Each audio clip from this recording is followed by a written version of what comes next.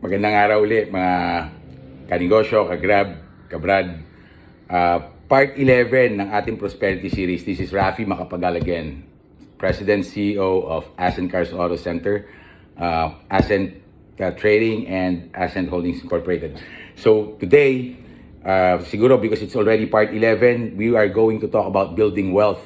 So how do we now start building wealth, or unti-unti tayo magbibuild ng kayamanan natin, or para hindi lang tayo umunlad, but for us to start becoming rich, or at least we start getting there.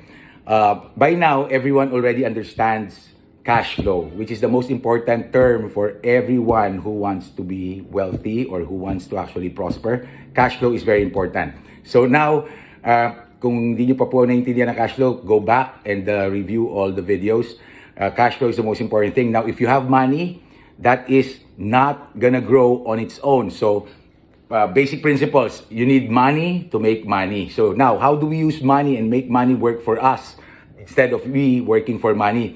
So if we already have money, meron tayong naipong pera, o meron tayong itatabi sa bangko, ito na pag-usapan na po natin.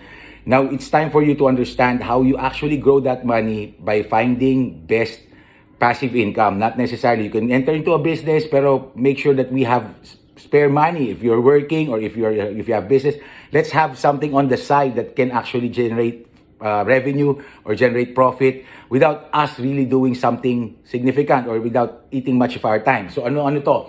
So we'll probably tackle at least 3 yung mga paborito ng mga Pilipino, pero let's look exactly where exactly is it that will return biggest, kung saan pinakamalaki ang balik. So unang-una, halimbawa, apartment.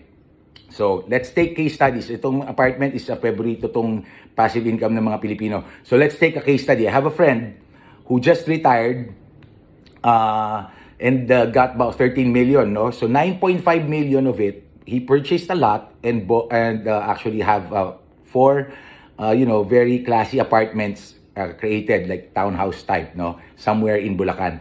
Now, after the construction, 1.5 years, no? Bago natapos, or let's say 1 year na lang. So 1 year natulog yung 9.5 million niya, no? Hindi kumita. Now after, he was able to actually rent it for 48,000 pesos. The 4, that means 12,000 each is the rental amount, no? So what am I saying here? Look at the earnings versus the capital, no? 9.8 million yung nilabas, 9.5 million yung nilabas niya, and then he only got about 48,000 a month. That is probably, it will take him about 16.5 years or almost 17 years for him to get back the investment. So that means if he retired at 60, by 76, saka pa lang niya mababawi yung retirement fund niya. No? And then dun pa lang siya magsa-start mag-profit. And that is too long. You know why? Because real estate right now is very expensive in the country.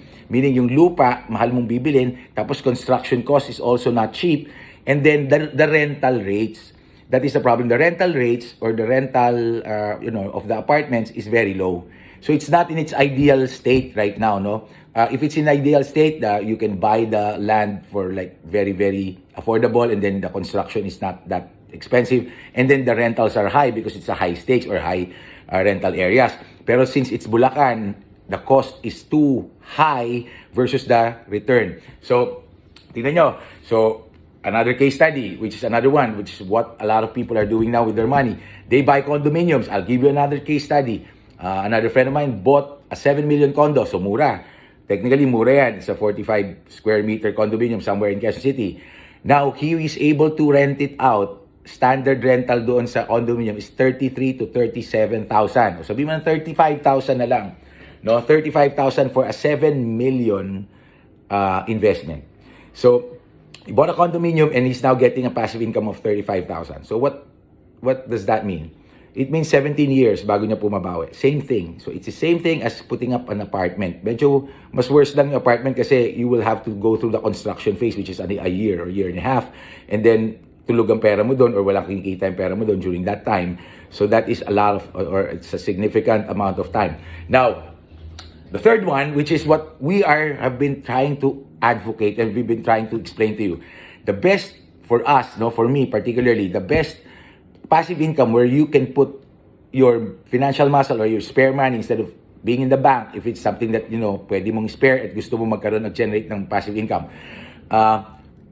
Come over. I mean, for here, kung yung 7 million, let's take the case study number 1. Yung 9.5 million, kung dinala dito sa akin, or dinala nyo dito and you bought a unit with Grab franchise, no, you will be able to get 10 units, no, somewhere there, 10 units, and that will be equivalent to, based on our program, it will generate you 13,000 pesos every day. So 13,000 pesos every day, no, without worrying too much, because it is actually the driver's responsibility to maintain it, because we can participate in our HB program, or you can have it like the way our business model works. 13,000 times 26 days, that's 338,000 per month. That's 338,000 per month. Your 9.5 million can generate you 338,000 per month, where you can travel every month and you can have like spare money, pocket money anywhere you go. You can spend this because this is expendable amount, no? Dahil cash flow na yan papasok. What do you mean cash flow? In the next 6 to 7 years, you will get this one. This is what you'll get. I mean, let's say 6 years na lang with an HB program. It's 338,000 every month for 6 years. Let's say, multiply natin by 6 years yan. That will be 24,336,000. So that is what you can expect from your 9.5 million in the next 6 years. So that means, if I divide it by 6, that will be around 4 million every year will return to you. Yung 9.5 million mo can generate you 4 million every year. No? Okay, so that's beside the point. That is already how much? No, probably 200, 300%. But now, let's look at the second example, 7 million. If you put that 7 million to buying a vehicle, or a vehicle that has a franchise that can run for 6 years, no, 6 to 7 years, then the 7 million can get you about 7 units. Or sabihin mo 7, no? I mean, a little bit over 7, but 7 can generate you around how much? No, that is 9,100 pesos per day, or roughly 236,000 per month. Or if in 6 years, that will be around 17 million. Yung 7 million mo in 6 years can turn into 17 million, no? But technically, the cars are given away to the drivers, no? So technically, you just use your money to buy an asset, and that asset actually brings money to you day in and day out in a cash flow basis. Meaning, every day may papasok ang pera. You don't have to actually rush in getting all those money, because technically, if you want to really build wealth, you have to build higher and higher cash flow. So what I'm saying is, you choose among the three, which is the best avenue where you can put your money and generate passive income and create wealth at this moment in time. So if you are interested to know more, and if you are interested in the program that I'm asking, or I'm actually telling you, set up an appointment, visit us. Ascent Cars Auto Center, i-waste nyo lang po. It's actually located in Mindanao Avenue Extension, Casa Milan, Fairview, Quezon City, very near Toyota Fairview. Call or message us, set up an appointment, and I'm gonna bet that you will learn a lot, or you probably would have an enlightenment in terms of where is the best destination for your money, hard-earned money, so that it can generate more money. Okay? Hope to see you in the next video. Thank you very much.